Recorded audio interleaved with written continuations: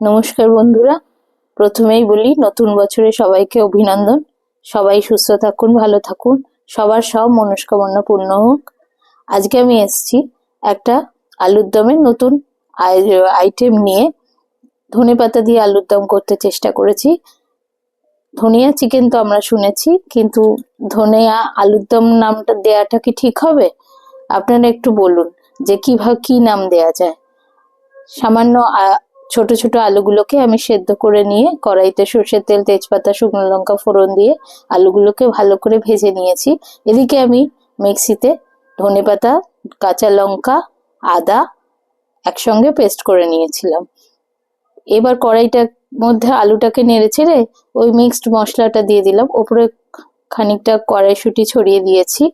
দিয়ে এবার আমি ঢাকা দিয়ে আস্তে আস্তে কষতে দিলাম, কিন্তু স্বাদ মতো নুন মিষ্টিও দিয়ে দিয়েছিলাম। এবার একদম যখন আমি নামাবো আলুর দমটা, তখন হাতে খানিকটা কসুরি মেথি ঘষে আর একটু অরিগানো ছড়িয়ে দিয়ে খানিকক্ষণ ঢাকা দিয়ে দিলাম। গ্যাসটা নিভিয়ে ঢাকাটা দিয়েছিলাম। এবার যখন আমার পুরো সুগন্ধটা চারিদিকে ছড়িয়ে গেল তরকারির মধ্যে, তখন আস্তে আস্তে আমি ঢেলে ফেললাম। আপনারা একটু করে দেখবেন, দেখবেন খুব ভালো খেতে টেস্ট হয়েছিল। আর নামটা কি দেয়া যায় অবশ্যই আমাকে জানাবেন, কিরকম লাগলো সেটাও জানাবেন। আপনারা সবাই ভালো থাকুন, সুস্থ থাকুন। নমস্কার।